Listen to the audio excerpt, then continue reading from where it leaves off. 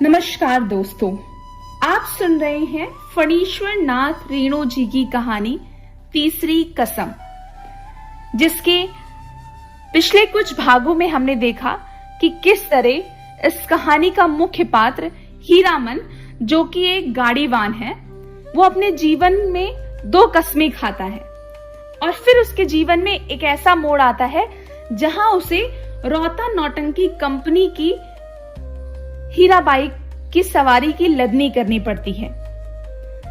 कहानी में हमने दोनों के बीच होने वाली बातचीत और हीरामन के हृदय में उठते हुए आकर्षण का आभास किया है। आगे बढ़ते हैं। कहां की गाड़ी है?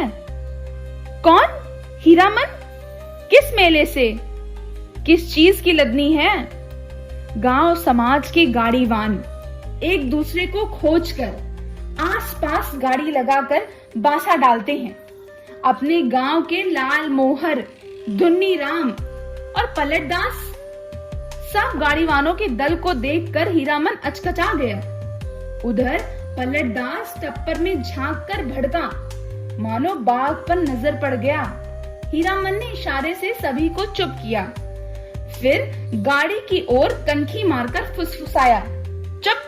कंपनी की औरत है, नौटंकी कंपनी की। कंपनी की? एक नहीं, अब 4 हीरामन। चारों ने अचरज से एक दूसरे को देखा। कंपनी नाम में कितना असर है। हीरामन ने लक्ष्य किया। तीनों एक साथ सटक दम गए। लाल मोहर ने जरा दूर हटकर बतियाने की इच्छा प्रकट की। इशारे से ही हीरामन ने टप्पर की ओर मुंह करके कहा, होटल तो नहीं खुला होगा कोई? हलवाई के यहाँ से पक्की ले आवे। हीरामन, जरा इधर सुनो, मैं कुछ नहीं खाऊंगी अभी। लो, तुम खाओ। क्या है? पैसा? पैसा देकर हीरामन ने कभी फरबीसगंज में कच्ची पक्की नहीं खाई। उसके गांव के इतने गाड़ीवान हैं, किस दिन के लिए? वह छू नहीं सकता पैसा। उसने हीराबाई से कहा, बेकार, मेला बाजार में हुज्जत मत कीजिए, पैसा रखिए। मौका पाकर लाल मोहर भी टप्पर के करीब आ गया। उसने सलाम करते हुए कहा, 4 आदमी की भात में 2 आदमी खुशी से खा सकते हैं। बांसा पर भात चढ़ा हुआ है। हम लोग एक ही गांव के हैं। गौवा गरामित के रहते होटल और हलवाई के यहाँ खाएगा हीरामन। हीरामन ने लाल मोहर का हाथ टीप दिया। बेसी, भचर भचर मत करो। गाड़ी से 4 रस्सी दूर जाते जाते धुन्नी राम ने अपने कुल बुलाते हुए दिल की बात खोल दी। तुम भी खूब हो हीरामन, उस साल कंपनी का बाघ और इस बार कंपनी की जनाना। हीरामन ने दबी आवाज में कहा, भाई रे, या हम लोगों के मुल्क की जनानी नहीं कि लटपट लटपट बोली सुनकर भी चुप रह जाए। एक तो पश्चिम की औरत, तिस पर कंपनी की। धुन्नी राम ने अपनी शंका प्रकट की, लेकिन कंपनी में तो सुनते हैं पतुरिया रहती है। सभी ने एक साथ उसको दुरदुरा दिया। कैसा आदमी है? पतुरिया रहेगी कंपनी में भला? देखो इसकी बुद्धि। सुना है, देखा तो नहीं है कभी। धुन्नी राम ने अपनी गलती मान ली। पलटदास को बात सूझी। हीरामन भाई, जनाना जात अकेली रहेगी गाड़ी पर? कुछ भी हो, आखिर जनाना ही है, कोई जरूरत ही पड़ जाए। यह बात सभी को अच्छी लगी। हीरामन ने कहा, बात ठीक है। पलट, तुम लौट जाओ, गाड़ी के पास ही रहना और देखो, गपशप जरा होशियारी से करना। हाँ हाँ। हीरामन की देह से अतर गुलाब की खुशबू निकलती है। हीरामन कर्म सांड है, उस बार महीनों तक उसकी देह से बघाइन गंध नहीं जाए। लाल मोहर ने हीरामन की गमछी सूंघ ली। हीरामन चलते चलते रुक गया। क्या करे लाल मनोहर भाई, जरा कहो तो। बड़ी जिद करती है, कहती है नौटंकी देखना ही होगा, फोकट में ही, और गांव नहीं पहुंचेगी यह बात। हीरामन बोला, नहीं जी, एक रात नौटंकी देखकर जिंदगी भर बोली ठोली कौन सुने। देसी मुर्गी विलायती चाल। दुन्नी राम ने पूछा, फोकट में देखने पर भी तुम्हारी भौजाई बात सुनाएगी? लाल मोहर के बांसा के बगल में लकड़ी की दुकान लादकर आए हुए गाड़ीवानों का बांसा है। बांसा के मीर गाड़ीवान मियां जान बूढ़े ने सफरी गुदगुदी पीते हुए पूछा, क्यों भाई, मीना बाजार की लदनी लादकर कौन आया है? मीना बाजार? मीना बाजार तो पतुरिया पट्टी को कहते हैं। क्या बोलता है ये बूढ़ा मियां? लाल मोहर ने हीरामन के कान में फुसफुसा कर कहा, तुम्हारी देह महकती है। सच। लहसनवा लाल मोहर का नौकर गाड़ीवान है, उम्र में सबसे छोटा है, पहली बार आया है तो क्या, बाबू बबुआनी के यहाँ बचपन से नौकरी कर चुका है। वह रह रहकर वातावरण में कुछ सूंघता है, नाक सिकोड़ कर। हीरामन ने देखा, लहसनवा का चेहरा तमतमा गया। कौन आ रहा है धड़धड़ाता हुआ? कौन? पलटदास? क्या है? पलटदास आकर खड़ा हो गया चुपचाप, उसका मुंह भी तमतमाया हुआ था। हीरामन ने पूछा, क्या हुआ, बोलते क्यों नहीं? क्या जवाब दे पलटदास? हीरामन ने उसको चेतावनी दे दी थी, गपशप होशियारी से करना। वह चुपचाप गाड़ी की आसनी पर जाकर बैठ गया, हीरामन की जगह पर। हीराबाई ने पूछा, तुम भी हीरामन के साथी हो? पलटदास ने गर्दन हिलाकर हामी भरी। हीराबाई फिर लेट गई। चेहरा मोहरा और बोली बानी देख सुनकर पलटदास का कलेजा कांपने लगा, न जाने क्यों। हाँ, रामलीला में सिया सुकुमारी इसी तरह थकी लेटी हुई थी। जो सियावर रामचंद्र की जय। पलटदास के मन में जय जयकार होने लगी।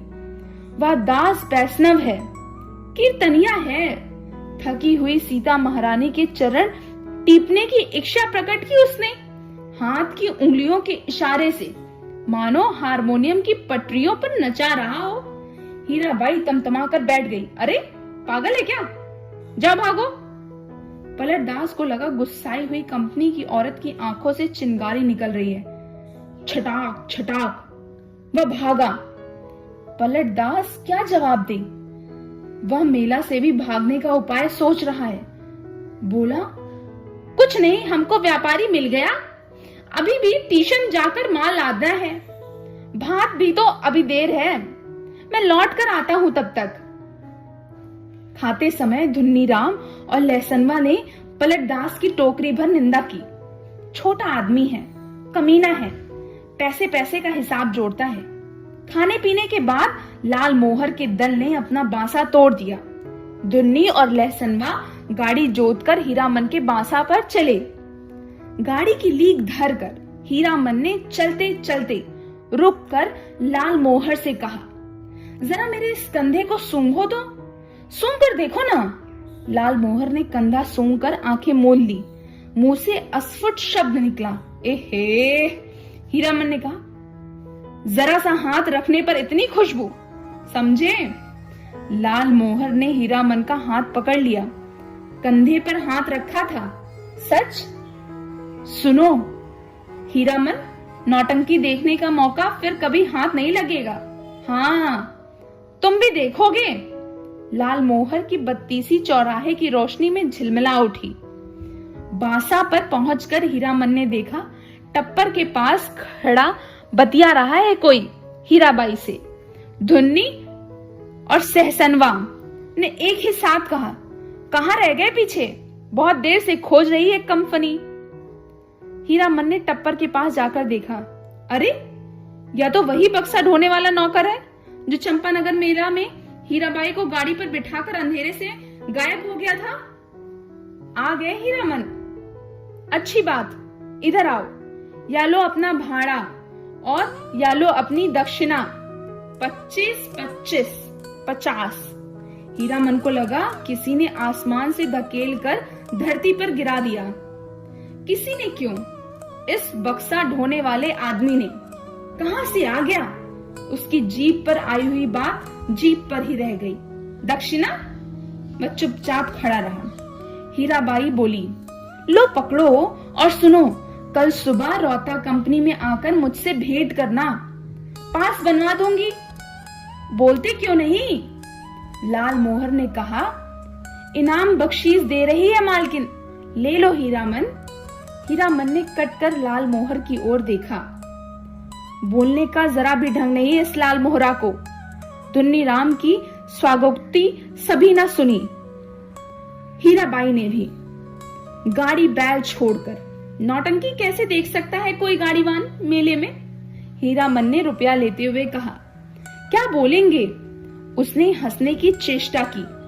कंपनी की औरत कंपनी में जा रही है, हीरामन का क्या? बक्सा ढोने वाला रास्ता दिखाता हुआ आगे बढ़ा। इधर से। हीराबाई जाते जाते रुक गई। हीरामन के बैलों को संबोधित करके बोली, अच्छा मैं चली भैयन। बैलों ने भैया शब्द पर कान हिलाए।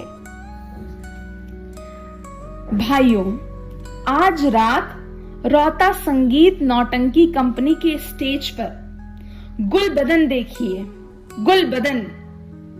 आपको यह जानकर खुशी होगी कि मथुरा मोहन कंपनी की मशहूर एक्ट्रेस मिस हीराबाई, जिसकी एक एक अदा पर 1000 जान फिदा है, इस बार हमारी कंपनी में आ गई हैं। याद रखिए आज की रात मिस हीराबाई, गुलबदन।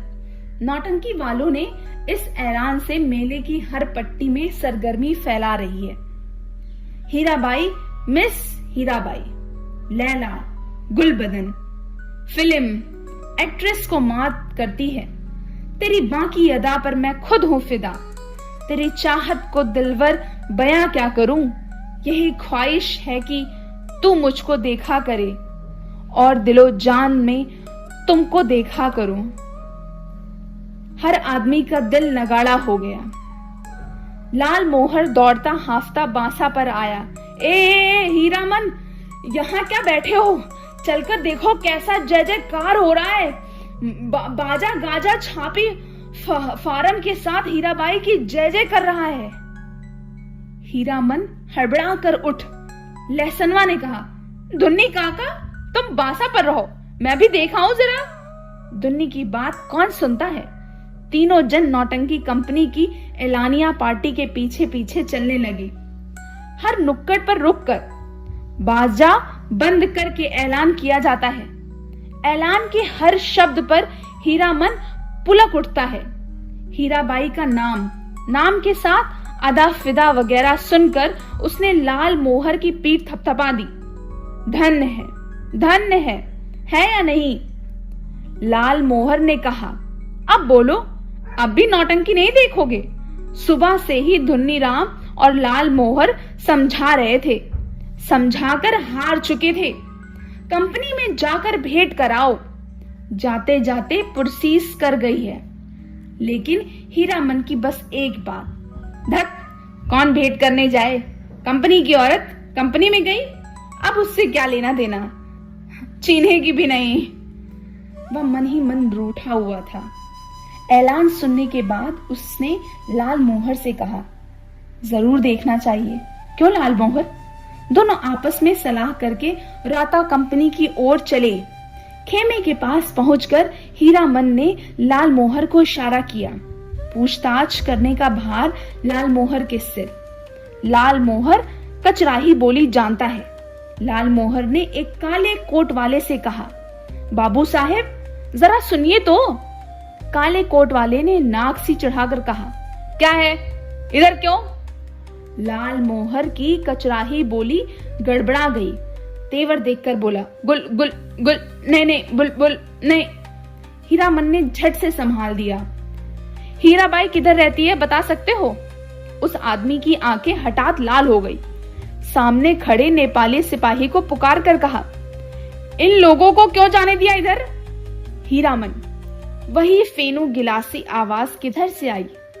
खेमे के पर्दे को हटाकर हीराबाई ने बुलाया, यहां आ जाओ अंदर। देखो बहादुर, इसको पहचान लो, यह मेरा हीरामन है, मेरा हीरामन, समझे? नेपाली दरबान हीरामन की ओर देखकर जरा मुस्कुराया और चला गया। काले कोट वाले से जाकर कहा, हीराबाई का आदमी है, नहीं रोकने बोला।